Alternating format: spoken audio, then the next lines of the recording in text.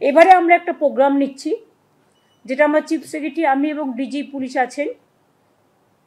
এই প্রোগ্রামটার নাম হবে আমাদের পাড়া আমাদের সমাধান। আমরা অনেক সময় দেখি ছোট ছোট পাড়ায় হয়তো একটা কলের দরকার, হয়তো একটা ছোট্ট পাড়া তার একটা ছোট্ট গ্রামীণ রাস্তা অল্প করে দিলে তাকে কাদায় হাঁটতে হয় না। অনেক সময় আমরা বিদ্যুৎ পৌঁছেছি অনেক জায়গাতেই, কিন্তু বাই চান্স যদি কোনো জায়গা বাদ হয়ে যায়, যেখানে ইলেকট্রিসিটি নেই, হয়তো একটা ইলেকট্রিক পোল বসাতে হবে বা বর্ষায় ভেঙে গেছে, এই রকম ধরনের ছোট ছোট কাজগুলো।